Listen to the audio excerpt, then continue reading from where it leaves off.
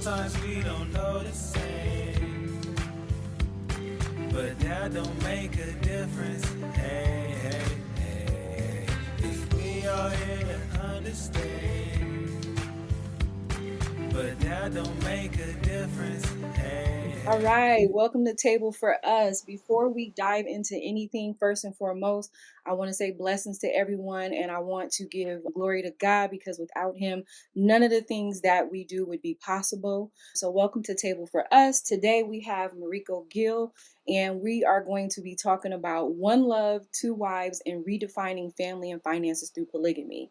But before we dive into that conversation, I just want to offer a quick reflection for those who are listening that there is a bit of a faith-based background when it comes to polygamy. So if anyone is familiar with the Bible, if you're not, in the Old Testament, polygamy was actually practiced by Abraham, Jacob, as well as David and Solomon. Okay. Although God talks about one wife, one man, husband, and one flesh in the New Testament, his original plan was always for us to become one husband and one wife. But because it was actually practiced in the Old Testament, he actually used each one of those people that I just named for greater purposes. So he didn't punish them, he actually used them and blessed them, although they weren't living according to his original plan. So with that said, this is an open discussion.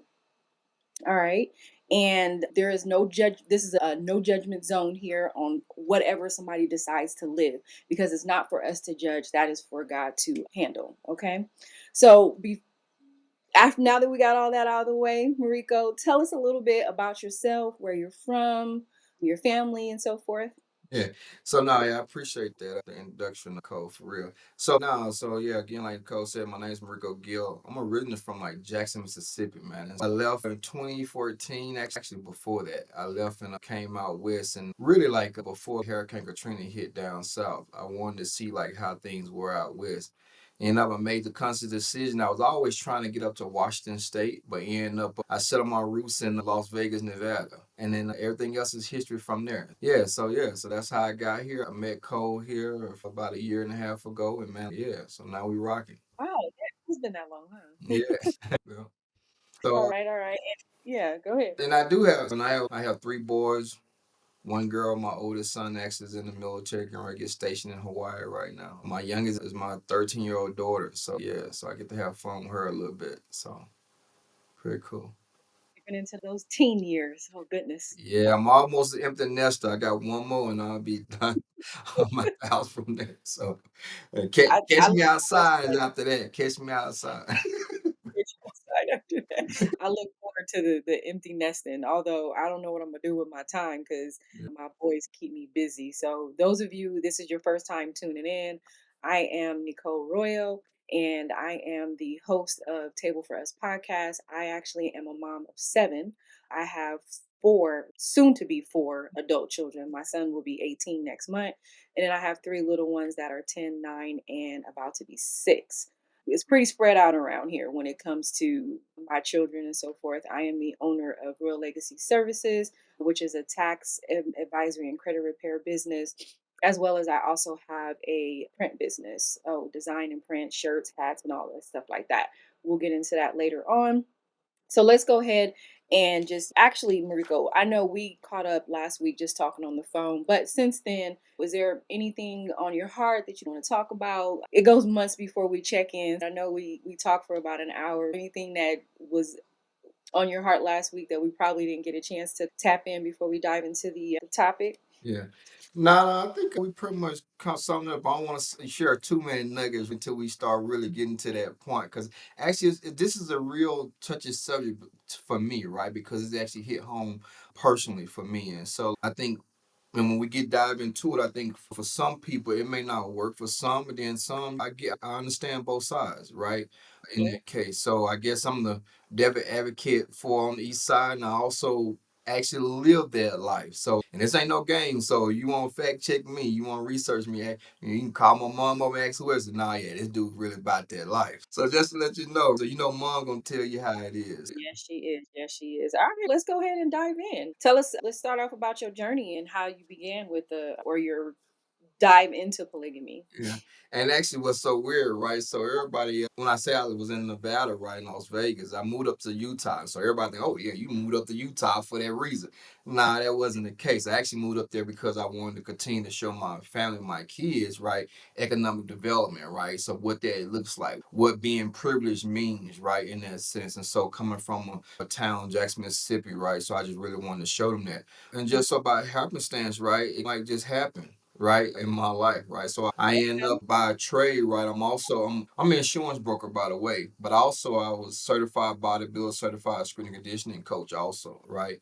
And yeah, so I met a young lady right through her brother, and man, one thing led to another, and I was married for 18 years, type of thing. I had two beautiful kids with this young lady, and man, wow, and we dabbled into the polygamy a little bit, and it wasn't because of the sex piece or anything like that. It's really more about the foundation of helping, of that building that village. And so that's what I wanted. My credit is pretty straight. My wife's credit at the time wasn't pretty straight, but then we also had the other persons who we was involved with. Her credit was decent, had great money. So it was more so about like us coming into that relationship and really building on that.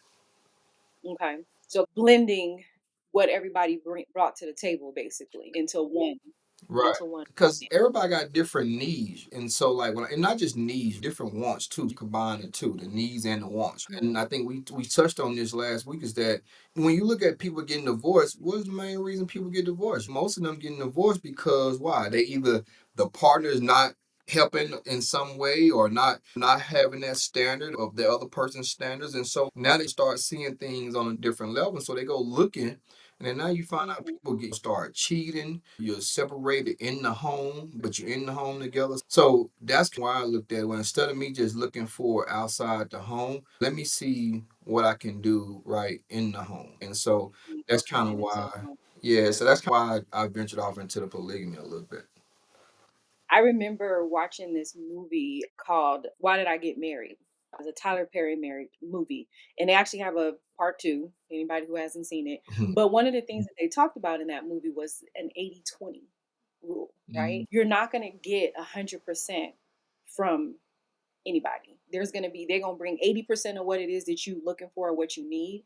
And then it pretty much, what I got from the movie was that other 20%, you just got to be okay with not getting that. Yeah. But in this circumstance, it's like what you did is you had basically 80%, so to speak, and you said, okay, instead of going out cheating and so forth, let's make this 100% total and bring an additional person into the family, basically, that can make us whole pretty much. Right. You know what's so crazy? All right, well, watch this. So how many people talk about that when you get married?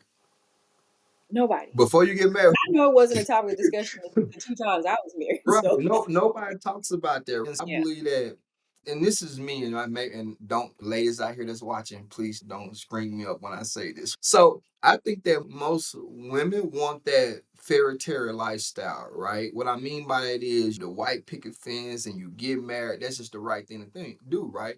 But nobody tells them what to do past that. They wasn't shown what to do past it because sometimes your elders or whoever people that lay that before you may miss that one step out. And so like now women and like men too, right? They don't really know what that looks like because all the men been taught is how to provide, how to do this, right? And then the woman have probably been taught, well, how to take care of the kids, the house, but not how to take care of each other in a sense. And I think that's the kind of thing that kind of like why people go down those paths of getting out of marriage and divorcing over years. And speaking of that, like divorce or just relationships in general that tend to fall apart or people just live unhappily, is that the different needs that people have. So I know that in speaking with other people, family members and friends and so forth, and listening to the things that it's like, this person doesn't do this. And this is from both perspectives, male and female, right? Oh, she don't do this or he don't do that or he does this, blah, blah, blah. And it could be the financial aspect or it could be the quality time aspect or it's the helping with the children part. Like there's different pieces within that relationship where I'll hear like something is missing, but it boils down to that 80-20 where it's okay, I'm gonna just settle on the 80 because they at least do this and I'll be unhappy with the 20% type of thing. But no one really thinks, hey, if I did, then it can help supplement this part that I'm missing, where it's okay, I'm the one always taking care of the children. Okay, this person can now come in and help with homework or something, drop off, pickups, whatever. Or dang, she ain't help with this bill. She want to sit back and be princess. All the financial stuff is on me. Okay, so we got this person who is now part of the family and in a relationship who, okay, my finances may not be great to whereas I can't do all of that. I may only have enough for my self-care stuff. I can't help with no bills. So now we have this person who can then help with putting us in a better position when it comes to our living situation or traveling and stuff. Because you have people who are in relationships where it's just okay, we have enough to pay for our monthly expenses, but there's nothing left over for us to be able to enjoy life. So talk about that in your experience with that. Yeah, so in my case, like I said, I didn't go looking for it, like dropped in my lap. So Just happened. yeah, it's not one of those things where I'm like, oh yeah, let me go and find out. It didn't happen like that. And I didn't because Mhm. sometimes too, when I did find it that way, it was like, oh, I didn't know this was missing out of my life. See, that's another thing too. Sometimes people don't know things that be missing until you get in Mhm. those certain situations. So like for me, it was more so the intellectual conversations. And then for the other person that came in, right, outside my wife, it was more so she was just looking for somebody to be that confidant, right? Somebody to come home to, just to talk to. Because why? Her finances was great. She was money wasn't an object with her. But on the backside of it, I didn't know what it looked like for my wife at the time. What was she possibly missing? And that's the Mhm. thing to me where I think something started to go a little left because I didn't express that part. I didn't really ask her, what do you looking to get out of this? And my whole thought, I assumed, right? And that's why I said, tell people, don't assume, don't ever assume. And she wanted similar things like what I wanted, which was maybe having multiple properties, having somebody be there to help her with the kids, being able to take trips when she wants to. I thought that's generally what she wanted, and maybe I wasn't providing enough of that for her. So in a sense, I was like, okay, like you just said, like maybe our finances wasn't the best because we couldn't really we were paying bills and we couldn't really afford it. So now I bring this other person in, and then now, hey, now you guys take sister trips. You take those trips right now. You can really enjoy your life. But it's the old saying: you can want so much for the other person if they don't want it, right? So that's what happened in my situation. So for you, it's safe to say for you guys who probably are just now joining and already judging, this was not something that he was actually looking for. So this wasn't something where it was a cultural or spiritual or even personal at the time. It just happened and then it turned into a personal financial type of thing, pretty much. Yeah, and so even like with the finance part, but to me, it starts like I said, I'm always gonna look at myself. It starts showing me what some things that I was missing, right? And like I said, some of those things get put into a vault in your brain, right? And you have a little creep there. You have like look maybe a little opening in that vault. Inside my vault was I wasn't used to, and this was my upbringing, right? I wasn't used to when somebody come home, they give you hugs for 18 years. Me and my wife, we didn't do that. But that was like, that was taboo, right? So I'm like, oh, then now I'm having to deal with that because, oh man, this person is weird. But in a sense, it's kind of, man, like, wow, this was probably really missing because, two, as a man, it actually taught me that may be a romantic thing, right? In a sense, but I didn't know that. And I don't know if my wife even knew it, but I wasn't exposed to that. So Mhm. having that dynamic kind of exposed me to a lot of new things that I had no idea that I thought that was okay, but was really lacking in my life. So it was almost like that you don't know what you're missing if you've never been exposed to it, basically. Like, Right. I have a shellfish allergy, right? And whenever I tell people that, they automatically like, "Oh, I'm so sorry," that I can't eat gumbo. I've never been able to eat it. So I don't know what I'm missing. So you may be feeling like, "Oh, dang, duh, duh, duh, I feel bad for you." And I'm like, to me, I know, because I've never had it. Now, if I used to eat it and then all of a sudden I can't eat it like I was exposed to it, then it's dang.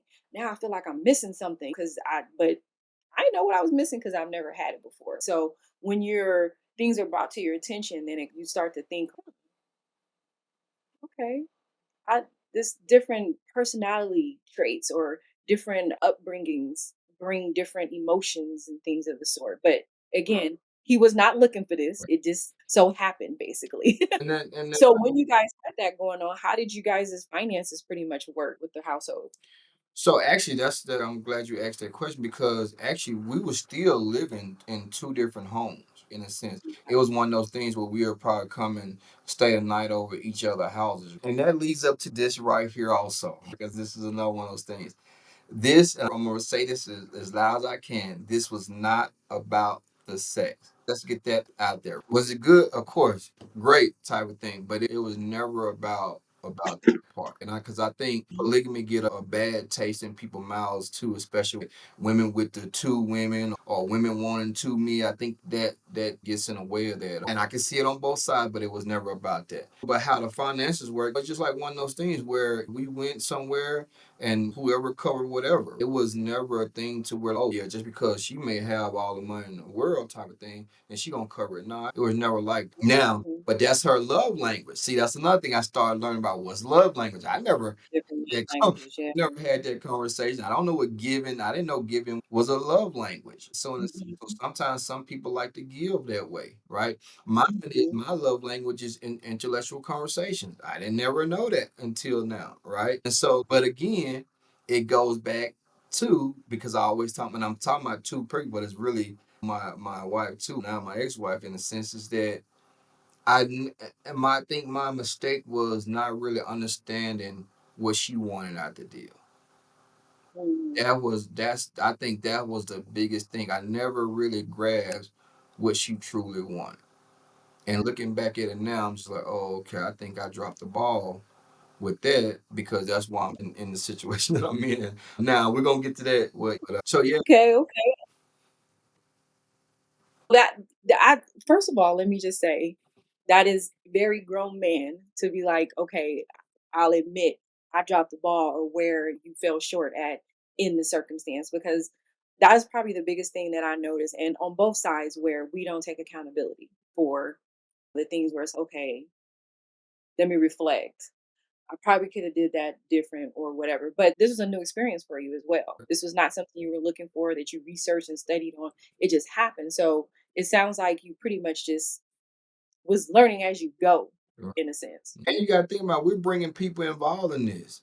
When I say we're bringing people involved, we talking about parents getting involved, kids are getting involved, right? So it's a lot of moving factors that play into this, right? Because we didn't just play around with it. Hey, if we gonna do this, we going full fledged. The family needs to know, right? And but on the other side, that my wife at the time, like she was really. We come from the Bible Belt, right, in Mississippi. So she was really looking at, hey, she didn't know how her family would take her, right, from being involved in something like that. So now you have those different emotions and feelings coming involved because now she's caring about, oh, they're gonna look at me a certain kind of way. That's what I Mhm. assumed that was one of them, right? But then learn as far as I progressed, I started really understanding, hey, okay, it may be other things too that she may be looking at too. And it's some insecurities on both sides, all three sides too, even myself, right? Because Okay, I let's learned a talk lot. about that. Yeah, I learned a lot. Like I told you, I learned a lot about myself. That whole thing, that whole mushy, mushy man. I'm not a mushy, mushy type of guy. You're right. Like I'm, and I'm not a door opener. I teach my kids. It's crazy because my son is married now. He's been married for about 3, 4 years now, and he opens up the door. He does the whole rose pillow thing for his wife and all that.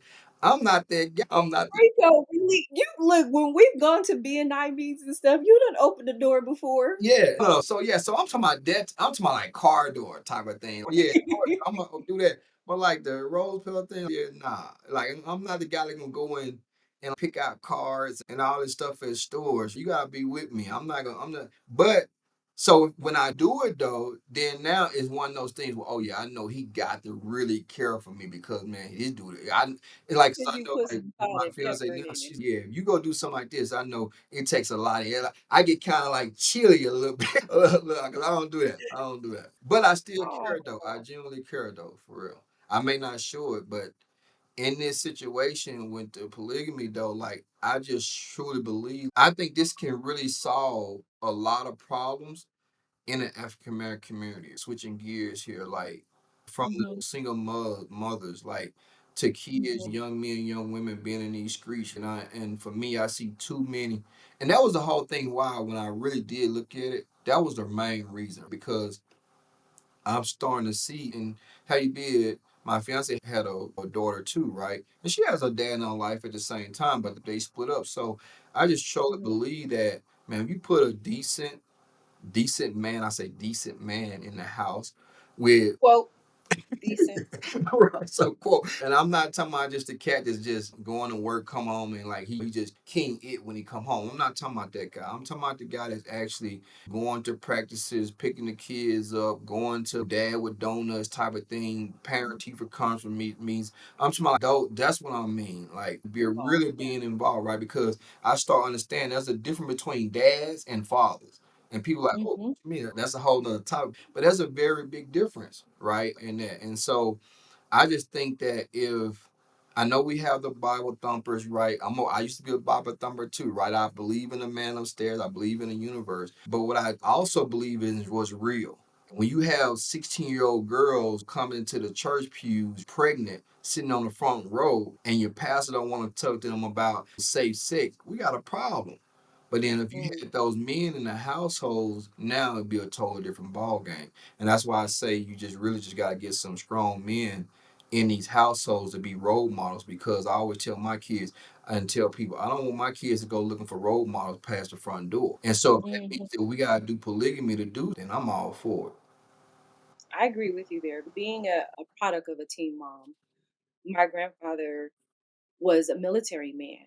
My grandparents were married, of course, but he was the provider and disciplinary. Like, I'll discipline, I'm a financially provide, but from what I remember, and I was very young, and what my mother and her siblings told her was that he was not the involved parent Mhm. that fell on my grandmother. So I think, and this is just my assumption because my mom was 15 when she had me, is that she looked for that love that normally you would want to come from your father. She went and looked for that in other places and wound up pregnant. And from my own experience, my father wasn't involved in my life when I was coming up. Our relationship formed when I was 19.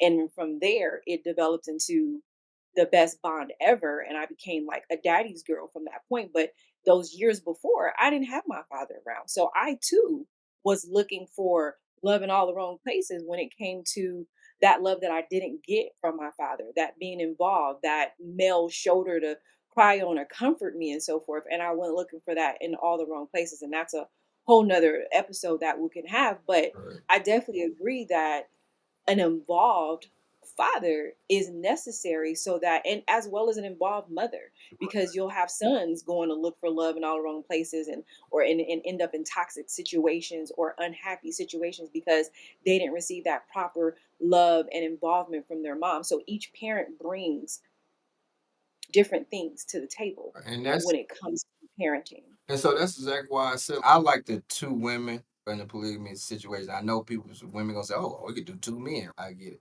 but I'm not going there with that. But the reason I Mhm. like the two women is because, like in my case, so say for instance, one woman probably didn't grow up with a mom was loving and carrying on you type of thing, right? Doesn't make her a bad mom. It just wasn't in her upbringing, right? But then you may have the other person who was like that, who had the mom sitting down showing them how to do arts and crafts type of thing, right?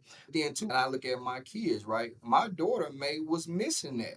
She may miss the lovey-dovey, all this type of stuff because yeah, Nurture. the Yeah. nurturing type of thing. And it's nothing, and it's no shade at the other person, but then now this other person can bring out that's the balance there. And it's funny because I talk about I watched this movie and I know everybody's seen it like for how it was. Like, what's the movie they with the women? What is it? I can't think of the name of it now. But like, where the woman is like, she's the warrior word. She's the warrior. She's going out. She's fighting. Then the king has all these other women, and one of the women getting jealous because he likes the warrior. I'm like, man, like this is crazy. But when you really look at it, it's like a dynamic similar to that in a sense. And I know I got a movie for you. Go ahead. I got a movie for you that's similar to right. that. So I'm like, man. So for me, I'm just like, how do we get to a point to where we take this whole Bible thumping thing out the door and really fix a root problem, right, in our communities. And like I said, going back to polygamy, I just think that could be a source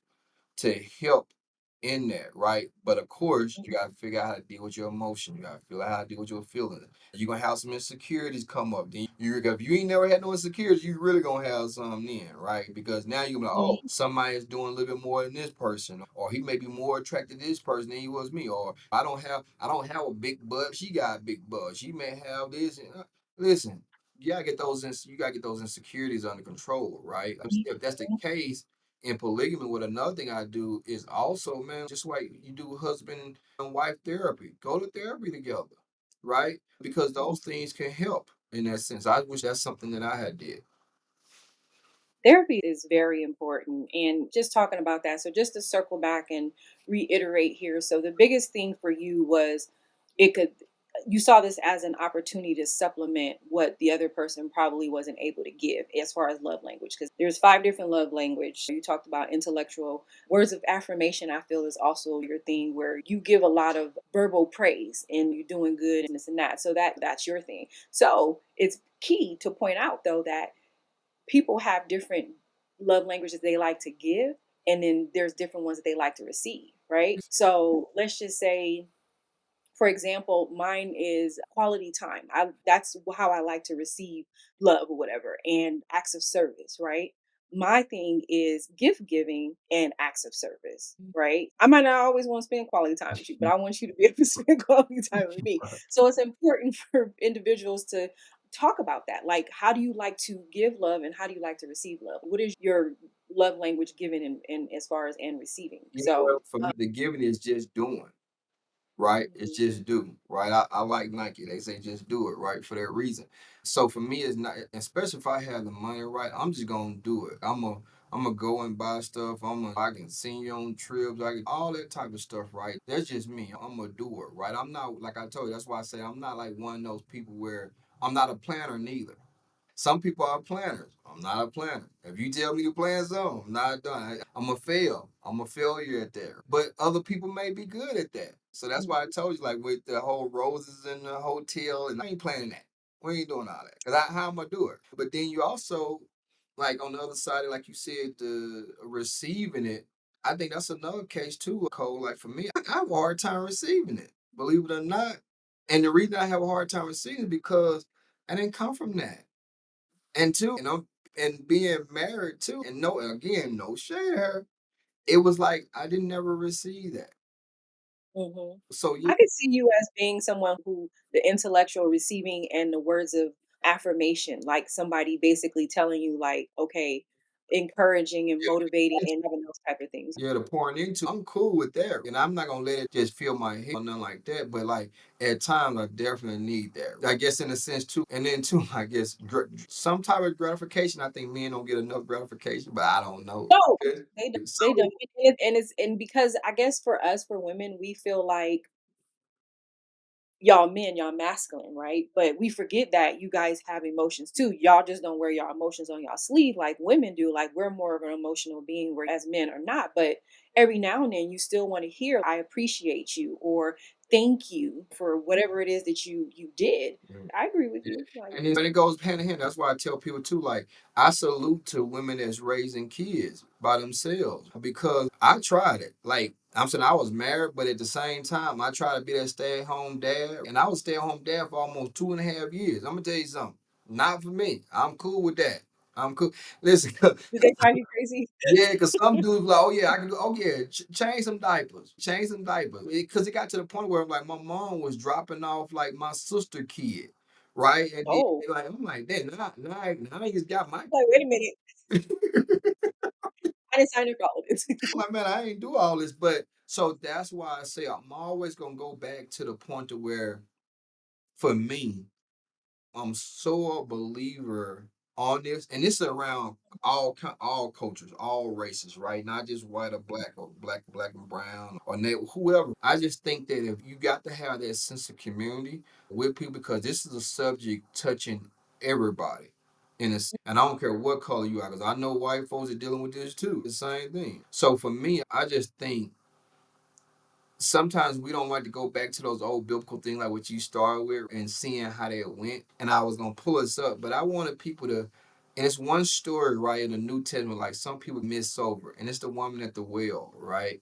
When Jesus was Mhm. talking to the woman at the well, and he was like, "Oh yeah, I want to give me some water," and then he said this thing to her. He said, "Oh, go tell your husband, right, to Mhm. whatever." And she like, "Yeah, I don't have a husband." He said, "Oh yeah, that's right, you got many." When he said this to her, I'm like, man, what does he mean? Like, so he kind of already knew her situation. But guess what? He didn't condemn her. He didn't stone her. He didn't do none of that. He said, there, go continue to tell people about me. This is crazy to me. So when I read that, I'm like, man, so he knew that she was with multiple men, but didn't disgrade her, didn't talk bad about her, didn't call out her name, didn't do none of this, right? Just say, look, go tell many people about me. And for me, I'm like, when I read something like that, I'm like, okay, dog. Like, I don't care what you may feel about me because I make polygamy or not. I don't care. It's more so what that lady was looking for in those men, and she was getting it. And not to mention, she was so good at it that she knew to provide for her king. Mhm. She was thinking about this for a minute. She knew to. She said, "Look, sir, I'm sorry. You don't have. Oh, you don't have nothing to draw your water with, but let me help you. Let me get it for you, man." Cole, I'm telling you, like this stuff goes deep for I me. yeah. It really goes back to, like I said, with the Old Testament and how with Abraham and Solomon, like everybody knows them and their story. Not everybody, most of y'all know y'all Right. Bible, knows them and how God used them for greater purposes. And then David and his situation, their son that they actually had was the real prophet. So it's God uses us in different ways. Yes, he has a certain plan that he wanted for us to become one flesh, man, wife in the New Testament. But in the Old Testament, it was like, okay, you're not living the way I want you to live, but I'm not going to condemn you. I'm going to use you for a greater purpose. So in doing this, like it could be, let's say, just how we're used as vessels to bring our children into the world. I may not have a greater purpose other than just being a mother, basically, but my children are going to be something great out in the world, whether it's to touch and be there for other children, to upbring them and be a testament to them, or to be a philanthropist in the world and a humanitarian, something like he's using us for different things. So it's to judge and condemn somebody on their actual living situation is just, that's the smaller piece of it, right?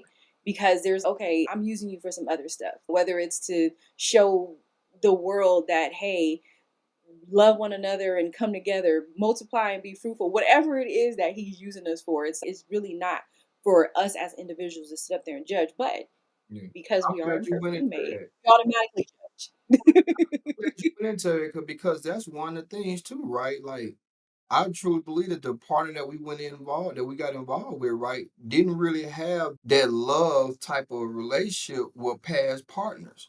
In a judge. sense. And so like it's like now you bring somebody like me involved. Like, let me show you what it really feels like to be truly loved. You ain't gotta guess, how I'm gonna love you. Like now it's a thing. And but then like I said, like the other person like seeing how a person loves me and thinking that it's too fast, like I can you love a person this fast type of thing. If these people never got that type of love before, then yeah, they're gonna feel appreciated. They're gonna be grateful because a person is at least showing some type of love for them, right? In a sense.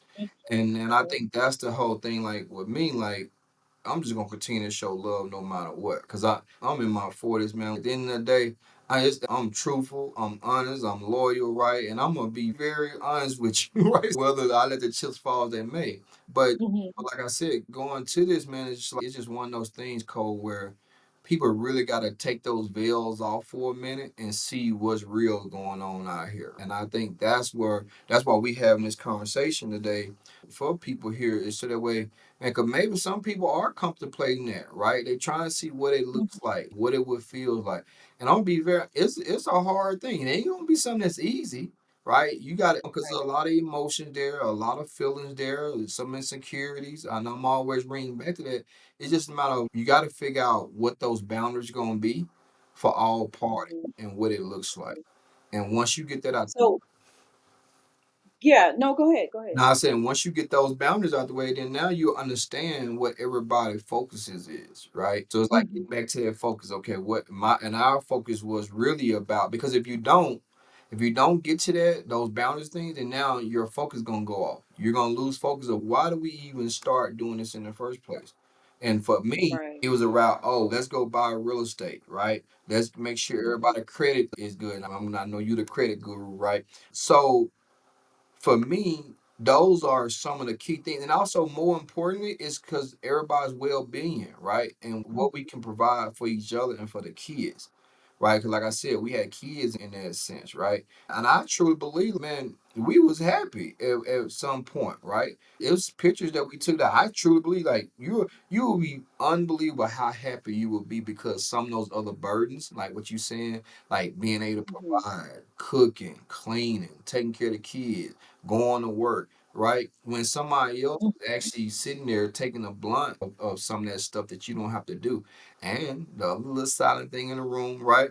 This now we can get to the sex part, right? Somebody may be tired, right? Somebody may not be tired, right? So now guess what? Now you may have those intimate moments when somebody else don't. But that also Mhm. means don't get mad now because the other person is doing it and you're not, type of thing. So at Right, least now right. it's in the house, because can you imagine being with somebody for 20, 30 years and you're not getting that? That'll be tough in a sense. And so just add a little humor to that. Like I So a situation like that, someone was married in 2 years, right. fresh marriage, no intimacy, no sex, nothing. And I was just like, "How is that even possible? Yeah, nah, no, we not doing I that. know somebody cheating, gotta be." Like, And the other way around, you could be having sex with the partner, but it may not be the way the partner like it. yeah, that's true. That's And true. they not even telling you that they don't like it. That is Now true. they just doing it just because. See, I'm telling you, Cole, I learned so much. Open your Oh minds, man, to it, the it possibilities of stuff. yeah, it opened me up to so much, man. And I'm like, man, wow, I had no idea. So now I can, you know what it did for me? Now I can understand women more, and I can also understand men more. So now when I talk to dudes and I talk to women, I'm like, okay, yeah. And now, okay, yeah, I can understand it. Now I'm seeing it from both perspectives, from how, because On every a broader scale too. yeah, because it's gonna be different perspectives in relationships or just in life. You just gotta see it. It's just like with political views too, right? It's different perspectives on how you see things. But we have to Mhm. have these type of conversations like what we have in here for people to understand it. Because somebody else may come on here and just bash me for it, right? Because we ain't got to the other part with what led up to me getting divorced. Right? No, we haven't. But before we jump into that, though, I did want to circle back to the children. So, with this, when this was actually, because you're not currently in a polygamous relationship anymore, but when you were in it, what was the impact with the children? Like, how were they when y'all had that conversation with them about this is what's going on, this is what we're doing? What was their reaction, and how did they feel about that? So I guess for me, I didn't really have that whole blown conversation with my now I had it with my oldest son. My oldest son, man, I look like my oldest son 25 now though. But so I did have it kind of like with him, and he was like, "Oh, okay, Dad, hey, it is what it is." My other kids, they just took it on the chin, right? It's like, okay, cool. This how we moving. This how we moving. And even like right now, I don't talking to my kids. I don't think that they felt no different way about me or about the other person neither, or they mom. I think it was just one of those things where they seen how we was moving in a dynamic and they didn't care. They were just happy in a sense. They had their full support in everything that they did. Whatever they Mhm. did in life, from sports to musicals, whatever that may be, they just felt supported. And I think that was the Mhm. most important thing for me to make sure that that blended family was supported as such. Yeah. So, what led to the demise of the polygamous relationship Yeah. that you had? Remember, I told you insecurities, right? Okay, I'm gonna give you an example, right? So, say if you take somebody that's making $100,000 and you take another person making $300,000, right? And then you got just say you got a person in the middle. Just say if this is me, I'm in the middle. That person's making maybe a couple $100,000 more, making do a little bit more financially, right, for an individual. And Mhm. so I believe that was one component, right? Where a person is seeing that the person is doing something for a person, right? That they wish they could do, right? Or doing for a person's family, wishing they could do more like that, right? Since and two, when you come into a dynamic like that, again, when your other partners start really catching feelings, right? And then now you be like, oh, how can he go or she go and love this person so fast? Oh, you've Mhm. been with me so long. How can you love this person so fast? How can you only been knowing this person 9 months to a year? How can you fall so in love with this person so quick? So that's why I said it's like those type of things that plays in that role. And then until you start to second guess yourself also when it comes down to family. How do families see me? And so just in my situation, it was one of those things to where I don't think she pretty much wanted her family to see her in that way. I That's probably one. But then two, she just didn't really want to do it because maybe it was like her values. That's Mm. another thing, right? Those biblical values, right? Some people are like, oh, and I think this is wrong. I don't think I should be doing it. Well, I'm like, shoot, you did it, right? So, so we full blown in here, but so I just Right. think those are some of the things that played a role into why I'm not currently in a polygamy relationship right now. Now, don't get it twisted now. If I really want to push for it, we probably could, right?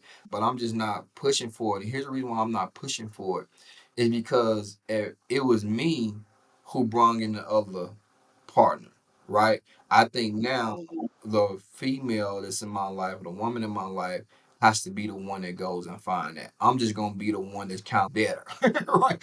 See, I'm gonna do the vetting process in that because I think that is important for the women to really have a say in what that looks like. Because I'm noticing this with women, right?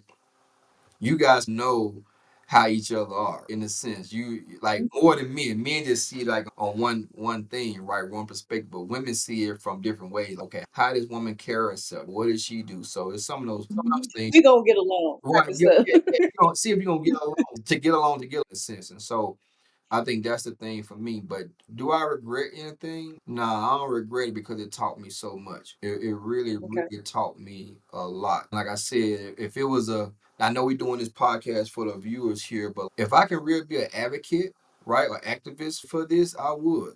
I would stand in the gap. And the reason is because me being from the South and I see kids dying, going to jail, this type of thing because and then seeing women too like trying to make it. Tyler Perry just put out that one movie with the young lady that's going through mental thing and she lost her child. For Mhm. me, I mean, like those are situations when if you had real dudes right in the picture, then why are women going through that? Right. And so that's what Right. I'm saying. If you take it, if you can close that gap, I think in Atlanta, I was telling you like it's like what one 10 men to every one woman or 10 women to every one man. I think it's something like that. Yeah, that's what it is. It's Right. We were talking about like the ratio of women to men. It's yeah. a huge gap. Yeah, Right? so now you got to start figuring out how do you close that gap. Then okay, let's time is up. Then let's two by two that thing. So now you start saying let's put two men, two women in the household with one man type of thing. And then now you go from there. I think I was reading something. The reading that is like that in Atlanta, they were saying because, and again, viewers, please don't hate me for this. It's two because of sexual preference, and we talking about Atlanta right now because that's the mecca.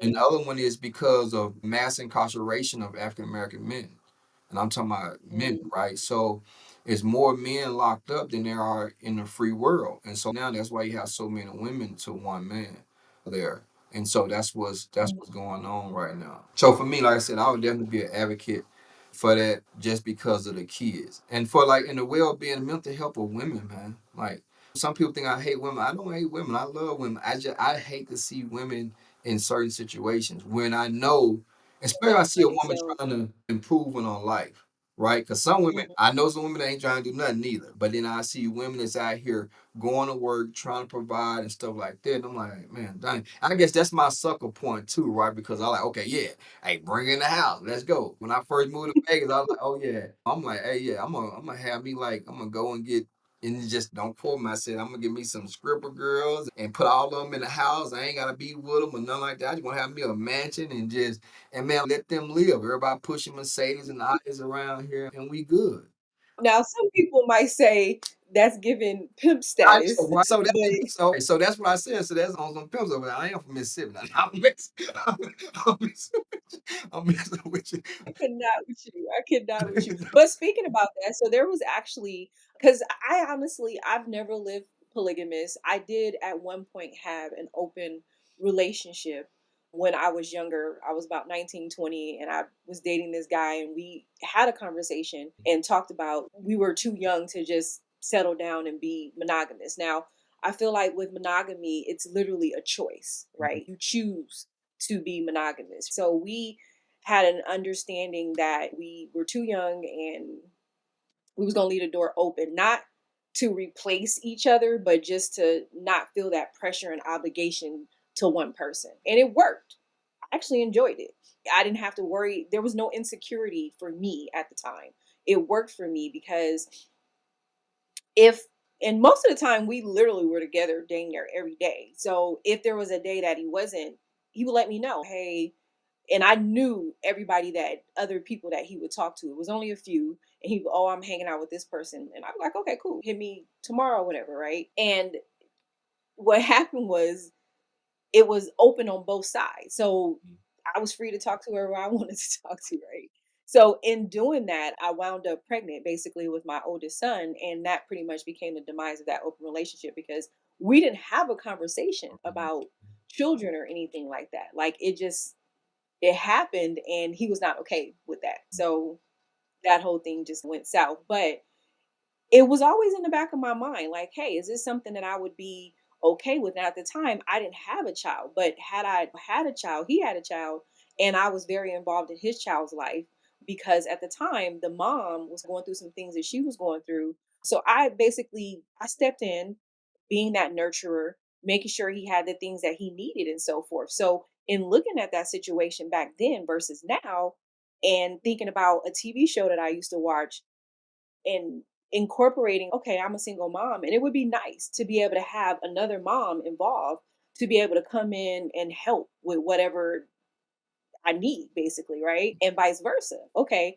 I'm a nurturer, right? But sometimes I don't want to go to the sports games and stuff like that. I don't want to be running around doing all these errands. So if that's something you want to do, then by all means, go ahead and do it. You know what I'm saying? But in circling it back to the show that I used to watch, it was a family who actually were from Utah and they migrated down here to Las Vegas. It was called Sister Wives. And I watched it faithfully for a long time until the pandemic happened. But it was one husband and it was three wives.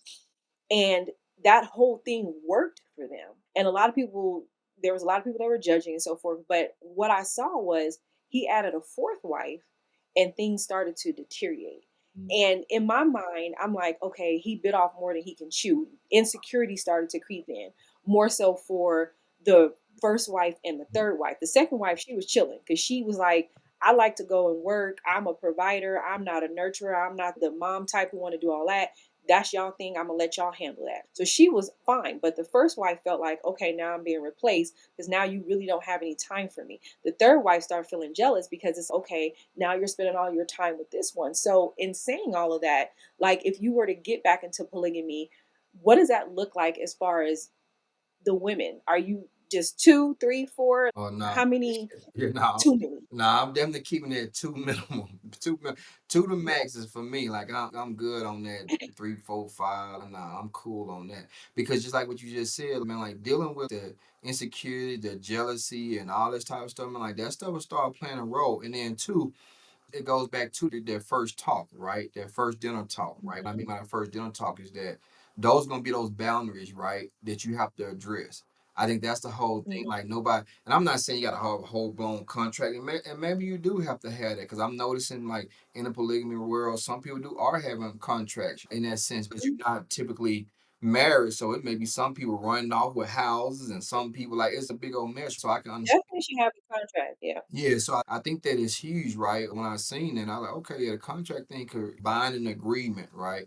But at the same time, you can start up LLC and put everybody on there and have whatever or trust or however you want to do that.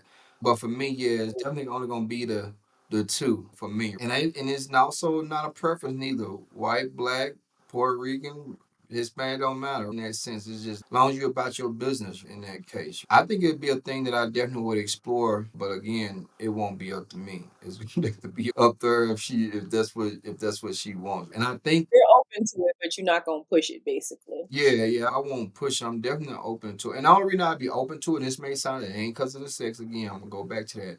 It's more so because I may lack somewhere of giving her full attention in that Mhm. sense.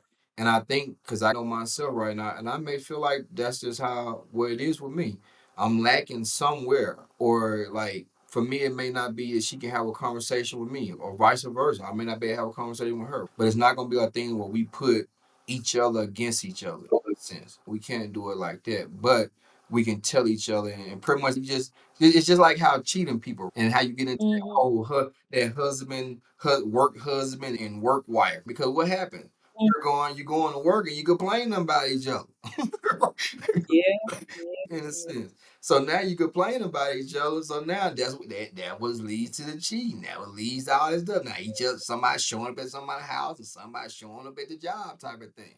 And you don't want all Mhm. that. You just don't want all That's just gonna cause problems and drama. So you see the third person being pretty much like a buffer between the two, in a sense where it's like it relieves really just pressure, stress, being overwhelmed with it gives that little bit of a cushion of a person where it's like they can come in and relieve something from that person, relieve something from this person. And I'm not talking about sex, I'm just talking about, that. Yeah. that okay, you need to vent, you need that quality time or something like that. Or you may not be the one who want to go on vacation. The ladies may be like, okay, we want to go on vacation and you're not going. So most people won't go on vacation because they don't have anybody to go on vacation with. So Or they that could, or they can't it's and they can't it's afford it neither. And they can't afford it. right, or can't Or if afford they it. got kids and then the kids gotta keep still go to Who gonna work? school. Yeah, Mm-hmm. who gonna get the kids to and from school? It's so much because man, you see how they can just take a financial burden. What if somebody's paying money for daycare? What if you worked out schedules where people can be in place and you ain't got that's just one side of it, right? Yeah, so Yeah. that's what I'm saying. Like people got to really come to grips with what I'm saying here, man. I'm talking about, and you can build a true village, right? Everybody say, "Oh, I want to have land. I want to have a house. I want to have this." Okay, man. Just trying to get there, just you and two people, may take a decade. But when you Yeah. bring in a partner, maybe that decade turns into 2 years, 3 years, 4 years. But at least it ain't taking you 10, 20, 30 years to get there in a sense. And that's why I say I talk to people who've been married for 30, 40, 50, 60 years. I can tell you Mm-hmm. right now, I've had these conversations, I guarantee they entertain other folks. They sit here and say they have, I promise you they have entertained other people. But guess what? They just chose to stay together. Yeah. Because they Yeah. So what's something you would give somebody advice from what you've learned in your experience to somebody who might be considering polygamy? understand those boundaries. Right? Understand those boundaries. Sit down with each other. Get those insecurities, what I call those hard questions out the way. Right? Those hard talks out the way. Hey, jealousy, that's huge, right? Get it on out the way. Hmm. Understanding the safe part is if everybody gonna be involved or if it's gonna be like separate, having sex separate type of thing. Is it gonna be Hmm. okay if you at work and the other person out to lunch and going somewhere? If the other person going to these are talks that you're going to have a successful relationship in that and understanding how and what that looks like. Also with the kids, because some women get very particular to their kids, right? They meant the other lady or other partner may not want the person taking their kids when they not there, type of thing. So all those factors play a role, and that's why I say the boundaries and just getting those things out the way and seeing, Having that conversation up front. yeah, Jealousy is a hard one though. Jealousy and insecurity, just dealing with that because you deal with that in a monogamous relationship, right? yeah, With insecurities. And I will say for myself who has been on the I've been secure and then I've been insecure at that point. Like therapy, honestly, working on your personal self yes, and being secure with who you are as a person and what you bring and being okay with I am not Wonder Woman. yes. I've been called that. But I am not Wonder Woman. I lack in some things. Some of those things, I know some things they might have to be pointed out to me. But as long as you secure in your strengths and what it is that you bring to the table, whether it's polygamy or monogamous, find your own inner security, be secure with who you are. And I think that helps a lot with suppressing jealousy when you're secure with yourself. I'm gonna throw this book out here. Like I don't get this book is called A Purpose Driven Life, right? I don't get paid by this book or nothing. Purpose driven life. Yeah, by Rick Warren, right? It's A Purpose Driven Life. I tell people, hey, look, read that book and find out what your purpose is. Because now people don't never look, go in the mirror. I tell people, look, go in the mirror, go in the bathroom, close the door, look yourself in the mirror, and ask yourself, like, hey, what I'm here for? What is my purpose? And I think our purpose, everybody's purpose here is to help somewhere. Find a way to make somebody else's life better, right? And through polygamy, I think that's how I want to see it, right? It's like, how can I make how can I make a child's life better? How can I make a woman's life better? Right? Because Mhm. now you get into my family, man, we like to have a good time, we laugh and joke, and some people don't come from that. So yeah, so find that purpose in life and then go from there.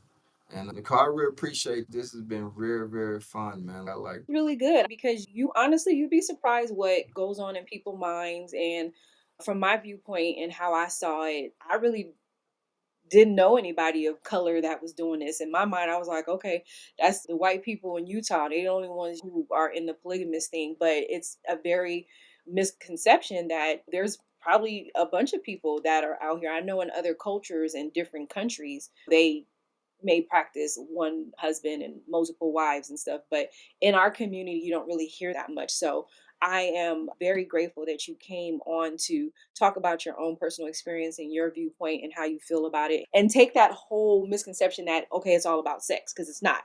It's on a bigger scale where it helps the dynamic of the family, with children, with support, with mental health. gravitating to a higher level on sooner than struggling type of thing. So thank you for sharing your viewpoints on that. But before we go, I just want to spotlight you because you are an entrepreneur. You have your own business that you started as far as life insurance goes. And one of the things that this podcast is very dedicated to is spotlighting bosses basically. So just real quick, tell us a little bit about your business, how people can find you, and your services that you offer.